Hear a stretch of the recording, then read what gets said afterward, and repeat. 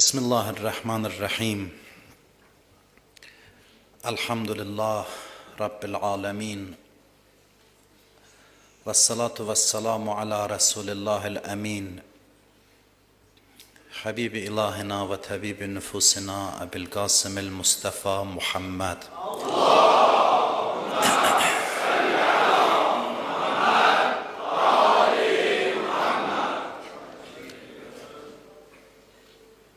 Ve ala ehli beytihi tayyibine tahirinel masuminel mukerremin siyumel huccah beqiyetillah fil aradin. Euzu billahi mineşşeytanirracim. Rabbi şrah li sadri ve yessir li emri vahlul ukdeten min lisani yefkahu kavli. Bu mübarek gecede bura toplaşan bacı ve kardeşlerimizi, değerli qonaqlarımızı İmam Zaman Aleyhisselam'ın mövludu münasibəti ilə təbrik edirəm. Allah bu günü bizə mübarək eləsin. Allah o Həzrətin zuhuru ilə qəlblərimizi şad eləsin inşallah. Məclisdə çox dəyərli insanlar iştirak edir. Hamısını salamlayıram. Əziz, dəyərli qardaşım Hacı Azər zəhmət çəkib, dəvətimizi qəbul edib bu tədbirdə iştirak edir. Ona minnətdarlığımı bildirirəm. Dəyərli sənətkarımız Hacı Aqil dəvətimizi qəbul edib iştirak edir. Seyid Taliyə təşəkkür edirəm. Çox dəyərli xanəndələrimiz bu məclisdə iştirak edirlər. Mirələm qardaşımıza və Babək qardaşımıza minnətdarlığımı bildirirəm. Mail müəllimə bir daha təşəkkür edirəm. Hacı Ruslana da Quran oxuduğuna görə məclisi gözəl avazı ilə zinətləndirdiyinə görə minnətdarlığımı bildirirəm. Bir neçə cümlə icazənizlə İmam Zamanla bağlı, İmam Zamanın intizarı ilə bağlı bir neçə cümlə fikrimi sizlə bölüşmək istəyirəm. Sonra inşallah dəyərli qonaqlarımız da çıxış edəcək. Bu gecə onsuz da əhya gecəsidir. İbadət gecəsidir. Ona görə də yəqin ki, tələsən yeriniz yoxdur. Bir neçə cümlə, bir qədər vaxtınızı alıb intizar fəlsəfəsinə işarə eləmək istəyirəm. İntizar fəlsəfəsini anlamaq üçün düşünürəm ki, dinə baxışımızı təftiş etməliyik. Dinə baxışımızı dəyişməyə ehtiyac var. Dinə baxışımızı dəyişmək dedikdə dinin məqsədini anlamağı nəzərdə tuturam. Dinin nazil olmasının məqsədi. Din bizə bədbəxtçilikdən nicat vermək üçün göndərilməyib. Din bizi xoşbəxtliyin uca zirvələrinə ucaltmaq üçün gəlib. Din bizi uçuruma yuvarlanmaqdan qorumaq üçün göndərilməyib. Dinin məqsədi bizi dağın zirvəsinə qaldırmaqdır. Günümüzdə hər zaman olduğu kimi insanların çoxu dindən minimum istifadə edə bilir. Az həddə bəhrələnə bilir.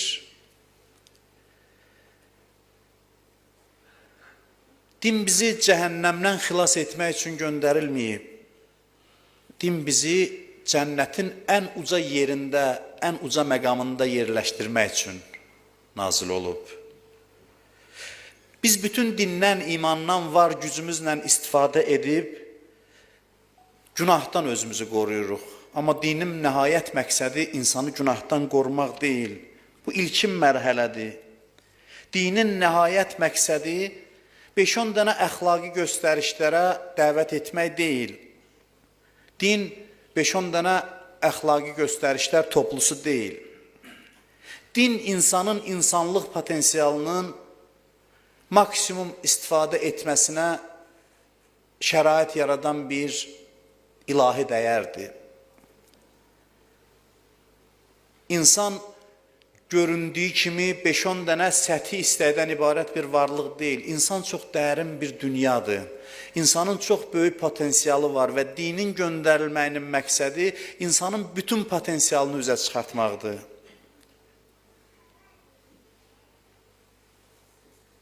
Din bizi yaradılışın məqsədinə çatdırmaq üçün göndərilib.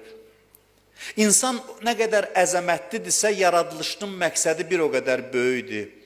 İnsanın öz ruhunun ölçüsünə uyğundur yaradılışının məqsədi. İnsan nə qədər əzəmətli varlıqdır. İnsanın əzəmətli olması onu bizə çatdırır ki, insanın məqsədi də ali olmalıdır. İnsan özü o qədər böyükdür ki, onun məqsədi ancaq və ancaq Allahla görüş ola bilər.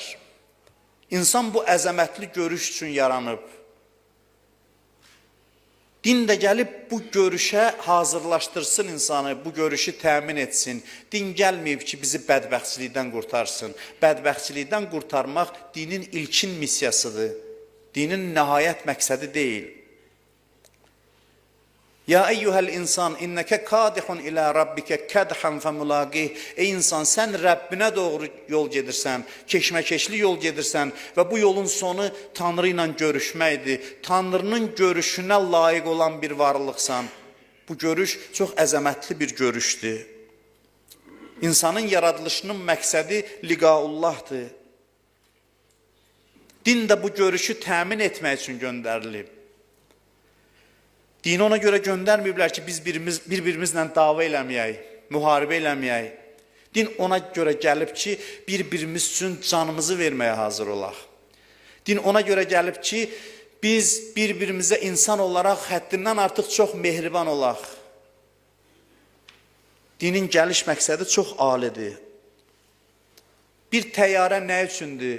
Təyyarə insanı göylərə qaldırmaq gücündədir. Təsəvvür edin ki, təyyarədən bu şəkildə istifadə edirik ki, kölgəsində dayanıb günəşdən qorunuruq. Bu təyyarədən istifadə deməkdir. Bizim dindən istifadəmiz bugün buna bənzəyir. O din ki, bizi ən uca zirvələrə çatdıra bilər, biz ondan minimum yararlana bilirik. O ancaq bizi qorusa günahdan qoruyur. Hələ qoruya bilsə. Dinin başlıca məqsədi insanı ən uca təkamül zirvəsinə qaldırmaqdır.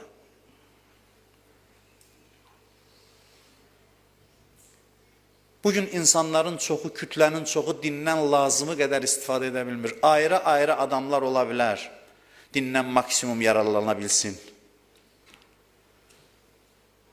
Amma bütövlükdə kütləvi şəkildə insanların dindən lazımı səviyyədə yararlanması üçün zuhur gersəkləşməlidir. İctimai mühit münasib olmalıdır, münbit şərait yetişməlidir. İmam Zaman zuhuru bunun üçündür. İnsan pisliyi ilə yaxşılıq arasında seçim etmək üçün gəlməyib. İnsan pisliyi ilə yaxşılıq arasında seçim etmək üçün gəlməyib. İnsan yaxşı ilə daha yaxşı arasında seçim etmək üçün gəlib. İnsanın dünyaya gəlişinin məqsədi cənnətlə cəhənnəm arasında seçim etmək deyil. Cənnətin daha yaxşı yerini seçməkdir. Əl-ləzi xələqəl məvtə vəl-həyat liyəvlüvəkum əyyukum əhsənu əmələ. Allah ölümü və həyatı yaratdı ki, görsün hansınız daha yaxşı əməl sahibisiz. Demir ki, yaxşı ilə pis arasında seçim etməlisən. Yaxşı ilə pis arasında seçim ibtidai bir seçimdir, bəsit bir seçimdir. İnsanın ali məqsədi, insanlığın ən ali zirvəsinə ucalmaq, o da Allahla görüşdür. O təkamülün zirvəsini fəth etməkdir. Və zuhur İmam Zamanın quracağı düzən bu şəraiti yaradır insanlara. Dindən maksimum yararlanmaq şəraiti yaradır. Eynə muhyi məalimid-din. Bu nüdbə duasındadır. Hanı din marifini dirildən, din təlimlərini dirildən, Dini təlimləri diriltmək hansı mənadadır? İndi məyər din yoxdur insanlar arasında, indi din yaşayır. Amma bu minimum dindir. O şəxsdir ki, dini bütün çalarlarıyla, bütün cəhətləri ilə dirildəcək, bərpa edəcək, bərqərar edəcək. Bugün biz dindən maksimum yox, minimum yararlana bilirik. Bunu başa düşsək, İmam Zamanın zuhurunun fəlsəfəsini anlaya bilərik. Və İmam Zamanın gəlişini gözləmək üçün ən başlıca məsələlərdən, şərtlərdən biri insanın mövcud vəziyyətdən narazı olmasıdır. Biz nəyisə gözləyirik, nəyisə gözləmək hansı anlam ifadə edir? Yəni, indiki vəziyyətlə narazıyıq, indiki vəziyyətdən razı deyilik. Biz ilk növbədə müəyyən etməliyik ki, biz nədən narazıyıq? Ki, istəyirik yaxşı olsun, daha yaxşı olsun. Biz ümumi sözlərdən istifadə edib deyirik ki, dünyada zülm var, dünyanı zülm bürüyüb. Amma bu zülmün səbəbi nədir? Bu fəsadın səbəbi nədir? Səbəb heç şübhəsiz ki, dünyaya hakim olan sistemdir. Dünyaya hakim olan sistem. O sistemdədir, o sistemin mənfi cəhətlərini bilməyimiz lazımdır. Vaxtımız bizim çox deyil, çox məhduddur deyə mən uzun uzadı danışmıram. Hər mövzuya qısa-qısa toxunub keçmək istəyirəm. İnsan arzu olunan vəziyyəti istəmək üçün ilk növbədə mövcud vəziyyət onu qane etməməlidir. Bizi nə qane etmir? Həmin o sistem. Bu sistemin əsas eybi nədir? Bu sistemin əsas eybi insanın mənfəətinə istinad eləməsidir. İnsan mənfəətinə istinad eləməsidir. Ərəeytə mən ittəxəzə ilahəhu həva. Quran deyir, gördünmü o şəxsi ki, öz nəfsini özünə tanrı edib, bu sistemin Quran vasitəsilə ifadəsidir. Müasir qlobal dünyaya hakim olan sistemin. İnsan mənfəəti, insanın özünü özünə tanrı etməsini gördünmü? İnsan mənfəətinin əsas götürülməsi həm iqtisadi sistemə bu hakimdir, həm siyasi sistemə bu hakimdir, həm mədəni sistemə bu hakimdir. Zahirən baxırıq, bəzi ölkələrdə azadlıq görürük. Amma dərinə getdikcə görürsən ki, o azadlığı məhdudlaşdıran bir çox pərdə arxası amillər var ki, onlar gözlə görsənmir. Bəzi inkişaf etmiş ölkələrdə seçki prosesinə baxırıq, deyirik, maşallah insanlar gedir, seçim edir. Amma seçim edənə qədər fikirlər necə yönləndirilir? O haqda bizim düşüncə necə manipulyasiya edilir? Hansı şəkildə olur?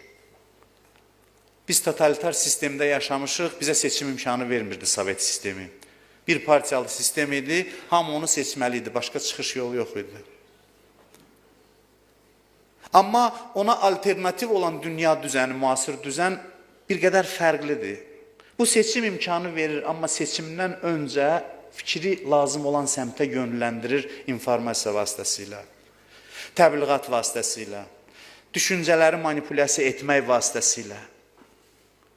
O qədər bolluca informasiya insana yeridilir ki, yalan, doğru qarışır bir-birinə, doğru yalanın içində itib batır. Doğru yalanın içində itib batır. Necə iqtisadiyyatda bugün məhsul zövqə yox, zövqlər məhsula uyğunlaşdırılır, bütün sistemə xarakterik xüsusiyyətdir bu. Hər bir şey zövq idarə olunur. Bu bir növ müasir quldarlıqdır. Bəli, biz müasir dünyada nizam, intizam, qayda, qanun görürük. Amma hansı yolla bu inkişafa nail olunub? Hansı şəkildə bu nizam, intizama nail olunub? Qanunların çoxluğu ilə, insan qanunla mühasirəyə alınıb, insanı düz yaşamağa vadar edən daxili amil yoxdur. Hər şey xaricdəndir. Qanunlar, cərimələr, cəzalar vasitəsilə müasir insan nizama, intizama öyrəşib. Amma ideal cəmiyyət o cəmiyyətdir ki, əxlaqın yükü qanunun, hüququn yükündən ağır olsun. Daxili tənzimləmə mexanizmləri təklif eləsin. Hər şey xaricdən insan yönləndirilməsin, hər bir işə. İmam Zaman dövləti deyəndə bunu nəzərdə tuturlar ki, qanunların vadar etdiyi şeylərə o dövlətdə mənəviyyat vadar edəcək insanları. İnsanın bir şeyə əməl eləməsi, müsbət bir dəyərə sahib olması qanun qorxusundan olarsa, nə qədər dəyəri var onun, nə qədər qiyməti var. Keçən dəfə mən cümə xütbəsində də dedim, Yaponiyada bunu başa düşüblər, ibtidai siniflərdə qiymət sistemini ləğv edirlər.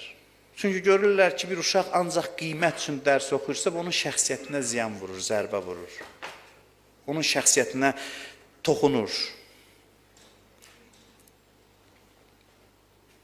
Biz mövcud vəziyyəti təhlil etməyi bacarmalıyıq. Və arzu olunan vəziyyət nədir? Biz kimi gözləyirik? Bizim üçün İmam Zaman bir nağıl qəhrəmanıdır, mistik bir şəxsiyyətdir. Heç bir təbii qayda qanunla dünyaya hökm etməyən, hansısa qeybdən yardım alacaq bir şəxsiyyətdir, yoxsa real tarixi bir şəxsiyyətdir. Ki, eyni zamanda təbii ki, qeybdən yardım alır, amma o hansı şəkildə insanları idarə edəcək? Hədislərdə var, insanlar dinə üst tutacaq. Necə olacaq üst tutacaq? Qılıncın qorxusundan üst tutacaq. Möcüzə ilə dinə gələcək. Əgər möcüzə ilə gələsidirsə, qoy indidən gələrdi. Nə üçün ləngiyir bu qədər? Silah qorxusu ilə insanlar dinə yönləndiriləcək, əlbəttə ki, xeyr. Bəs nə olacaq, nə baş verəcək? Düşünürəm ki, o dünyaya hakim olan, insanları azad düşünməyə qoymayan, həmin bu müasir sistemi aradan aparacaq. Sistem aradan getdikdən sonra Quran o sistemə tağut adı verir. O sistem aradan getdikdən sonra insanın fikrinə kənar müdaxilə olmasa, insanı azad buraxsalar, insan öz ağlı ilə həqiqəti tapa bilər. Sadəcə insanı azad buraxmaq lazımdır. Haqqı, həqiqəti də dolayı vasitələrlə insanlara yeritməyə icazə vermir bizim dinimiz. Nə haqqa, nə batilə insanların fikrini süni şəkildə yönləndirmək olmaz. Zəkkir, innəmə əntə müzəkkir. Allah Peyğəmbərinə deyir, sən xatırlat, sən xatırladansan. Leysə əleyhim bimusaytir, sən onlara hökmran deyilsən. Haqqa belə öz gücündən istifadə edib, dolayı təbliğat vasitələrindən istifadə edib, fikirləri manipulyasiya edib, haqqa belə yönəltməyə haqqın yoxdur. Ənulzimukumuha və əntum ləhə karihun. Quran buyurur ki, onlara denən, istəmədiyiniz şeyə sizi zorla mı vadar edəcək? Bu, Quranın insana bəxş elədiyi azadlıqdır. Bizim nəyi gözləyirik, bax bugün? O haqda təsəvvürümüz dolğun olmalıdır, düzgün olmalıdır. Bunun üçün bəşəriyyətin getdiyi yolun səhvliyi üzə çıxmalıdır. Bizim gözümüzün qabağında kommunist sistemi çöktü, Sovet İttifaqı çöktü. Nəyə görə? Çünki nəzəri baxımından vəd etdikləri məsələlərə nail ola bilmədilər. Eləcə də İmam Cəfər Sadiq əleyhissalam buyurur ki, bir gün gələcək ki, bütün məktəblər öz sözünü deyəcək və söz deməyə söz qalmayanda bizim məktəbimiz dünyaya özünü tanıtdıracaq. Bu bir qədər zaman aparır. Onu tezləşdirmək üçün nə lazımdır? Onu tezləşdirmək, bax, buradakıların boynuna düşür, burada əyləşən insanların düşünürəm. Onun üçün alternativ yol təqdim etmək lazımdır. Əməli şəkildə. Məşhur bir söz var, qaranlığı lənətləməkdənsə dur bir çıraq yandır, işıq yandır. Bu mənfəətpərəstliyə, zora, zülmə əsaslanan dünyada o sistemin süqutunu tezləşdirmək üçün nə tələb olunur? Eşqi, məhəbbəti dünyaya göstərmək tələb olunur. Bu mənfəətpərəst dünyada məhəbbətlə yaşayan insanlar bu düzəni dəyişə bilər. Dünya düzənini dəyişə bilər. Hədislərdə var ki, insanların çoxsu alim olacaq o zamanda. Necə baş verəcək bu? Mənəvi şərait münbit olanda elmin inkişafına təkan verəcək. Münbit mənəvi şərait olanda. İkincisi də elmin həcmi azalacaq. Peyğəmbərimizdən bir hədis var, elm bir nöqtə idi, cahillər onu çoxaltdılar. Elm bir nöqtə idi, cahillər onu çoxaltdılar. Elmin həcminin artması elmə yiyələnməyi çətinləşdirib. Mən sözümü bitirirəm. Bunların hamısı haqda günlərlə yəqin ki, danışmaq olar. Bunların hamısı haqqında danışdığım. Amma vaxt azdır deyə mən çox vaxtınızı almayayım. Bizim tariximizdə heç zaman ideal cəmiyyətimiz olmayıb İslam tarixində. Bizim keçmişdə istinad edəcəyimiz ideal cəmiyyət olmayıb. Peyğəmbərin Mədinəsini deyirsinizsə, Peyğəmbər Mədinəsi ideal cəmiyyət deyildi. Bir cəmiyyətdə ki, münafiqlər söz sahibi idi, hörmət sahibi idi və Peyğəmbər vəfat etdikdən dərhal sonra onun qurduğu düzəni alt-üst eləyə bildilər, o ideal cəmiyyət sayıla bilməz. Və bu da təbii ki, Peyğəmbərin nöqsanı deyildi, ictimai şərait münasib deyildi. Bizim keçmişdə istinad edəcəyimiz bir ideal cəmiyyət nümunəsi yoxdur. Bizim ideal cəmiyyət nümunəmiz gələcəyə aiddir və o məhdəviyyət inancıdır. Bu bizim böyük sərmayəmizdir. Mən düşünürəm ki, gənclər bu istiqamətdə iş görməli, bu mövzuları araşdırmalı, yazıları ilə, fikirləri ilə, həyat tərzləri ilə bu axına qarşı olduqlarını, dünyanın getdiyi istiqamətin əksinə getməyi qüdrətini nümayiş etdirməlidirlər. Məhdəviyyət nəyi sübut edir? Məhdəviyyət sübut edir ki, din icra oluna bilər. Məhdəviyyət olmasa bu din naqisdir. Çünki çox adam bir nə deyir, din gözəldir, yaxşıdır, amma icra olunması deyil, şuardan ibarətdir.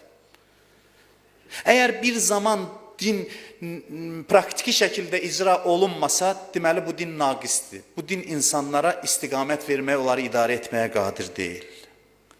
Məhdəviyyət sübut edəcək ki, din praktiki olaraq tətbiq edilə bilər. Ona görə bütün övliyalar o dövrü gözləyiblər. Peyğəmbər gəlib Həzrət Zəhraya deyir ki, ya Fatimə, əbşiri, fə innəl məhdi minki. Müjdə olsun sənə, ey Fatimə, ki, Mehdi sənin nəslindəndir. Peyğəmbər bunu müjdə verir qızı xanım Fatimə Zəhraya. Bütün imamlara bax, biri deyir, gəldim İmam Cəfər Sadiq əleyhissalamın yanına, gördüm o qədər ağlayıb, göz yaşı töküb, iki əlini qoyub yerə, ağlaya-ağlaya deyir, Mevlaya, qeybətükə, nəfətru qadi, qeybətün, qeybdə olmağın yuxumu ərşə çəkib. Deyir, soruşdum ki, ya İbn Rasulullah, İmam Sadiqə dedim, sən kimə Mövla deyirsən? Deyir, o şəxs ki, bizim düşüncəmizi dünyada bərqərar edəcək.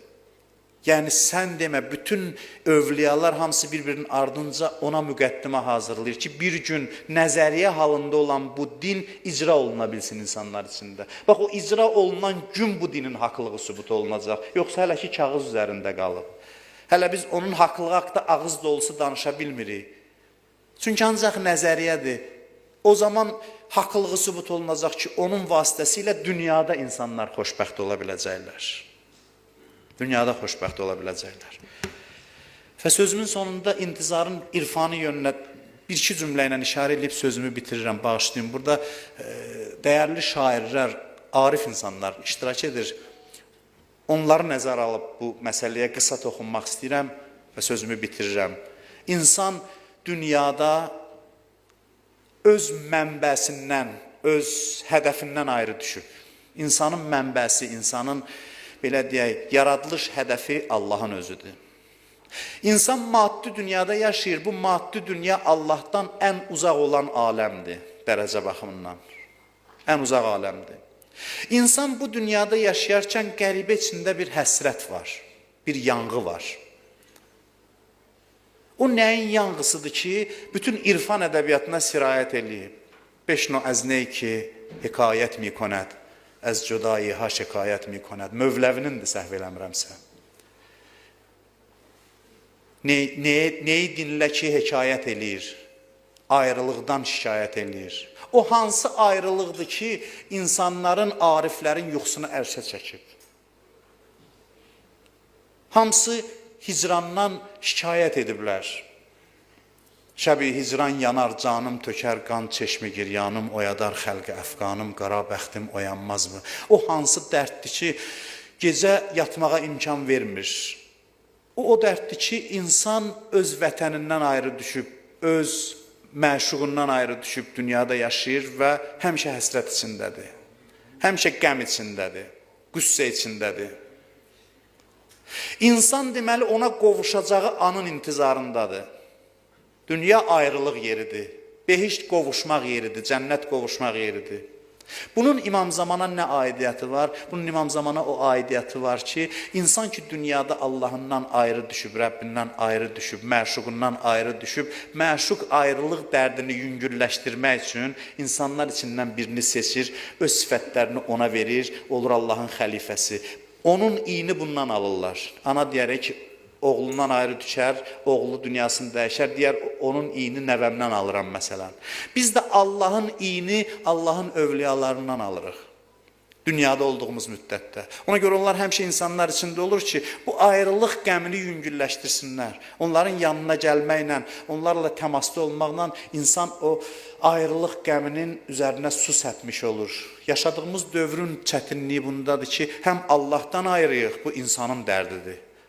Bu hamıya aid dərddir. Həm Allahdan ayrıyıq və indiki dövrdə həm də Allahın vəlisi yoxdur ki, heç olmazsa bu ayrılıq dərdinin üzərində bir qədər su səpə bilsin. Ona görə intizarın irfani mənası da budur.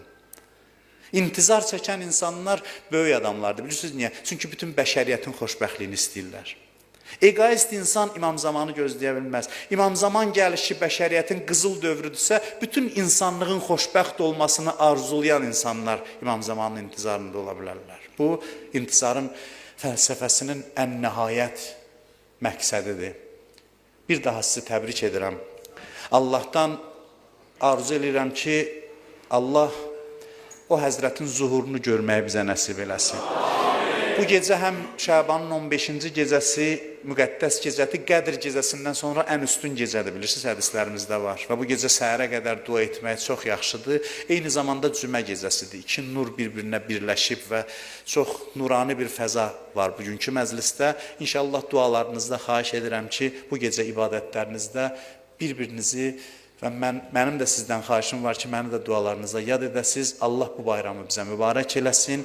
Allah İmam Zaman əleyhissalamdan bizi dünya və axirətdə kənara salmasın inşallah. Çox sağ olun və selamun aleyküm və rəhmətullah və bərəkatuhu.